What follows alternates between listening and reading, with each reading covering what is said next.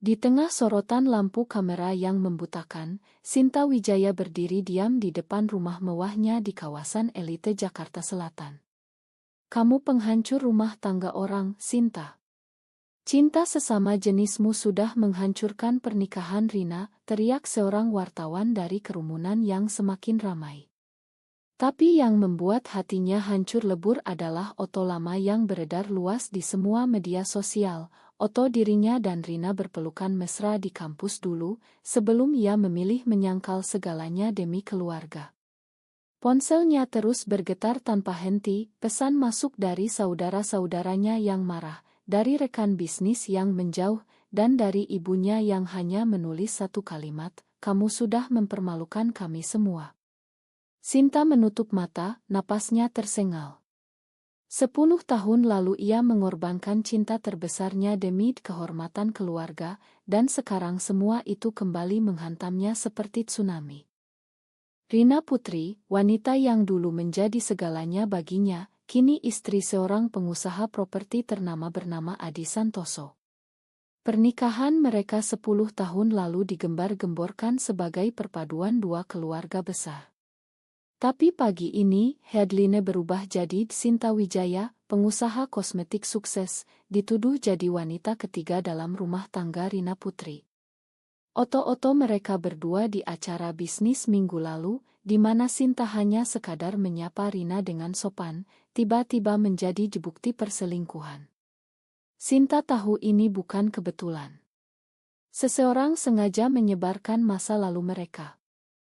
Ia masuk ke dalam rumah, menutup pintu rapat, dan membiarkan tubuhnya merosot ke lantai marmer dingin. Ingatan 10 tahun lalu datang tanpa diundang. Saat itu mereka masih mahasiswa di Universitas Gadjah Mada, Yogyakarta.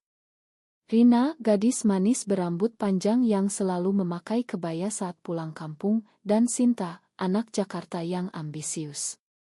Mereka bertemu di kelas sastra, lalu menjadi tak terpisahkan. Malam-malam mereka habiskan di kos Rina, berbagi cerita, tertawa, hingga suatu malam di bawah pohon beringin kampus, Rina menggenggam tangan Sinta dan berkata pelan, "Aku mencintaimu, bukan sebagai sahabat." Sinta membalas ciuman itu dengan seluruh hatinya. Tapi hanya 3 bulan kemudian, semuanya hancur. Ibu Rina menelepon, suaranya gemetar. Keluarga mereka bangkrut karena utang ayah yang meninggal. Satu-satunya jalan keluar adalah menikahkan Rina dengan Adi Santoso, anak konglomerat yang sudah lama melamar.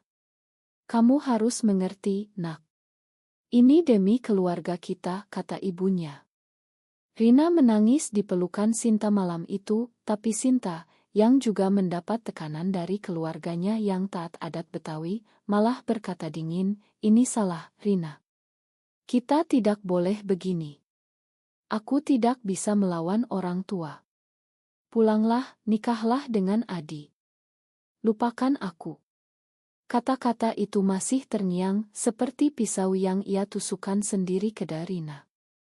Rina pergi tanpa kata, dan 3 bulan kemudian menikah di Balai Kartini yang megah. Sinta melihat dari kejauhan, air mata mengalir tanpa suara.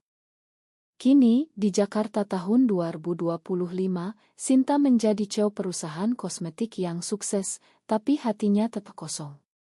Pertemuan kebetulan dengan Rina di acara peluncuran produk minggu lalu membuka luka lama. Mereka hanya berbincang 5 menit, tapi cukup untuk memicu rumor. Dan sekarang kontrak tunangan rahasia yang selama ini disembunyikan keluarga Rina mulai bocor ke media. Sinta belum tahu detailnya, tapi ia merasakan badai besar akan datang. Pagi berikutnya, kantor Sinta di Sudirman Central Busines Distrik seperti kuburan. Karyawan berbisik-bisik, beberapa bahkan meminta cuti mendadak. Di meja kerjanya, layar laptop menampilkan berita terbaru, kontrak tunangan Rina Putri dan Adi Santoso bocor, ada klausul rahasia yang mengejutkan.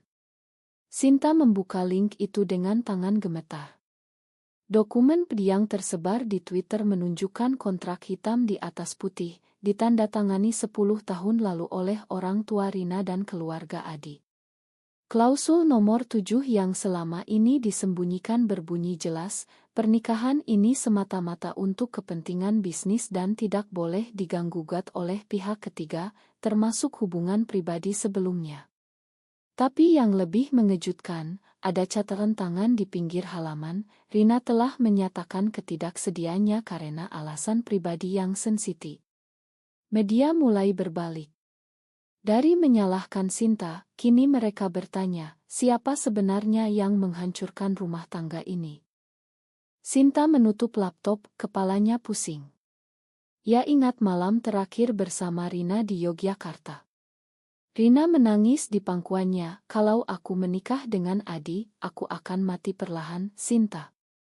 Tapi kalau aku menolak, ibuku bunuh diri. Sinta, yang saat itu baru saja diancam ayahnya akan dicabut hak waris jika terus bermain api sesama jenis, malah memilih jalan aman. Cinta kita tidak mungkin, Rina. Ini Indonesia. Kita akan diusir dari keluarga. Kata-kata itu membuat Rina terdiam, lalu pergi dengan bahu lunglai. Sekarang telepon dari ibu Sinta masuk. Kamu harus klarifikasi, Sinta. Jangan biarkan nama keluarga kita tercemar karena dosa masa lalu. Suara ibunya penuh amarah dan malu. Sinta tidak menjawab. Ia hanya mematikan ponsel dan pergi ke balkon, memandang kota Jakarta yang sibuk di bawah sana. Di tengah hiruk-pikuk itu, ia melihat bayangan dirinya sendiri 10 tahun lalu, gadis muda yang takut kehilangan segalanya. Rina menelepon sore harinya. Suaranya lemah, Sinta, aku tidak tahan lagi. Adi tahu semuanya dari awal. Kontrak itu bocor karena aku sendiri yang mengirimkan ke media. Aku lelah berpura-pura. Sinta terdiam. Rina melanjutkan, aku ingin bertemu. Besok, di tempat kita dulu di Taman Suropati. Sinta setuju, meski hatinya berdegup kencang. Malam itu ia tidak bisa tidur. Flashback terus datang, pelukan pertama di kos Rina, janji mereka untuk selalu bersama, dan air mata Rina saat perpisahan di stasiun kereta. Pertemuan di Taman Suropati pagi itu hujan gerimis. Rina datang dengan kacamata hitam, wajahnya pucat. Mereka duduk di bangku yang sama seperti dulu. Aku sudah mengajukan cerai, kata Rina pelan. Kontrak itu membuktikan pernikahan kami hanya sandiwara bisnis. Adi punya kekasih laki-laki di Singapura sejak lama. Keluargaku tahu, tapi mereka tutup mulut demi uang. Sinta mendengar semuanya dengan dada sesak. Rina menangis, kamu dulu bilang kita salah, Sinta. Tapi yang salah adalah aku yang menurut. Sekarang aku ingin hidup jujur. Berita semakin heboh. Media kini memanggil Sinta korban tekanan keluarga dan Rina istri yang dipaksa. Tapi keluarga Sinta tidak terima. Ayahnya datang ke rumah malam itu membawa saudara-saudara. Kamu sudah cukup mempermalukan kami. Jangan tambah lagi dengan muncul bersama perempuan itu, teriak ayahnya. Sinta berdiri tegak untuk pertama kalinya setelah 10 tahun. Aku tidak akan diam lagi, Pak. Aku mencintainya dulu dan aku masih mencintainya. Kata-kata itu membuat ayahnya terdiam, lalu pergi sambil membanting pintu. Sinta merasa beban di dadanya mulai terangkat, tapi rasa bersalah tetap ada. Ia ingat bagaimana ia dulu meninggalkan Rina sendirian di altar pernikahan, secara emosional. Di pengadilan cerai Rina, Sinta hadir sebagai saksi. Wartawan berkerumun di luar. Saat Rina memberikan kesaksian bahwa ia menikah karena paksaan dan klausul rahasia kontrak membuktikannya, ruangan gempar. Sinta melihat Adi duduk dengan wajah tegang. Kontrak itu kini jadi bukti utama bahwa pernikahan itu palsu sejak awal. Malam setelah sidang pertama, Sinta dan Rina duduk di apartemen Sinta. Rina memegang tangannya, terima kasih sudah tidak menyangkal lagi. Sinta menangis, aku yang harus minta maaf, Rina. Aku meninggalkanmu saat kamu paling butuh. Mereka berpelukan lama bukan sebagai kekasih, tapi sebagai dua jiwa yang akhirnya bertemu lagi setelah lama tersesat. Sidang cerai berlanjut selama 3 bulan. Media terus mengikuti. Sinta menjadi sorotan karena berani tampil di depan umum dan menceritakan kisahnya dalam sebuah wawancara eksklusif. Saya dulu menyangkal cinta kami karena takut kehilangan keluarga. Tapi sekarang saya sadar, kehilangan diri sendiri jauh lebih menyakitkan, katanya di layar televisi. Keluarga Sinta terpecah. Saudara-saudaranya mulai memahami, tapi ibunya masih menolak bicara. Rina menang sidang. Hakim memutuskan pernikahan batal demi hukum karena unsur paksaan dan kontrak yang melanggar hak asasi. Adi harus membayar ganti rugi besar. Tapi kemenangan itu tidak manis. Rina kehilangan hubungan dengan orang tuanya yang merasa dikhianati. Sinta juga. Mereka berdua kini tinggal bersama di apartemen Sinta, belajar membangun hidup baru. Suatu malam, di balkon yang sama tempat Sinta dulu menangis sendirian, Rina bertanya, "Apakah kamu menyesal?" Sinta menggeleng. "Aku menyesal karena terlambat 10 tahun. Tapi aku tidak menyesal mencintaimu." Mereka memandang kota yang masih sibuk di bawah, lampu-lampu seperti bintang yang jatuh. Sinta merasa akhirnya ia bisa bernapas lega. Tapi luka masa lalu masih ada, seperti bekas luka yang tidak pernah hilang sepenuhnya. Konfrontasi terbesar datang dari komunitas bisnis. Beberapa klien menarik diri dari perusahaan Sinta. "Kami tidak mau berhubungan dengan orang seperti ini," kata salah satu mitra.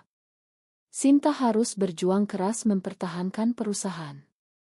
Ia bekerja siang malam, sementara Rina mendampingi. Di tengah itu, Sinta mulai menulis buku tentang perjalanannya, sebuah memoir yang ia beri judul Rahasia yang Terbongkar. Buku Sinta menjadi bestseller dalam seminggu. Orang-orang Indonesia yang selama ini diam tentang cinta sesama jenis mulai berani bersuara di media sosial. Sinta diundang ke acara talkshow nasional. Di sana ia bertemu ibunya untuk pertama kali setelah berbulan-bulan.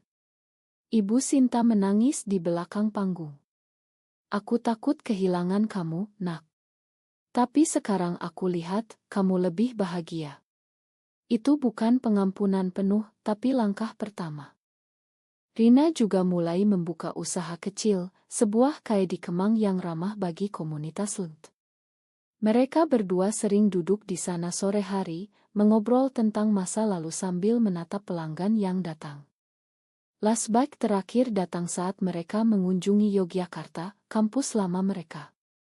Di bawah pohon beringin yang sama, Rina berkata, "Kita sudah kehilangan banyak waktu. Tapi kita masih punya sisa hidup." Sinta mencium keningnya, merasa damai untuk pertama kalinya. Tapi tidak semua berakhir indah. Ayah Rina mengajukan gugatan perdata terhadap Sinta, menuduhnya mencuri anaknya. Sidang baru dimulai. Tekanan kembali datang, tapi kali ini Sinta tidak sendirian. Rina berdiri di sisinya. Mereka menghadapi pengadilan bersama, membuktikan bahwa cinta mereka bukanlah penghancur, melainkan korban dari sistem yang kaku. Pengadilan terakhir berlangsung di Pengadilan Negeri Jakarta. Ayah Rina akhirnya mundur setelah melihat bukti kontrak lama yang menunjukkan ia sendiri yang memaksa putrinya. Ruangan sidang hening saat hakim mengetuk palu, gugatan ditolak. Di luar gedung, wartawan berkerumun. Sinta dan Rina berjalan keluar bergandengan tangan, untuk pertama kalinya di depan umum. Kamera menyala, tapi kali ini bukan untuk menghujat, melainkan untuk merekam kemenangan. Malam itu, di apartemen mereka, Sinta memeluk Rina erat. "Kita sudah melalui segalanya," bisiknya. Rina tersenyum, "Dan kita masih di sini." Mereka menatap oto lama di dinding, oto mereka di kampus dulu, dan tersenyum. Luka masih ada, tapi sudah tidak lagi berdarah. Sinta akhirnya menemukan kedamaian yang selama ini ia cari. Tapi pertanyaan besar tetap menggantung di udara, benarkah bahwa tekanan keluarga selalu menghancurkan cinta sejati, atau justru cinta sejati yang mampu menyembuhkan luka yang diciptakan oleh tekanan itu? Benar atau salah?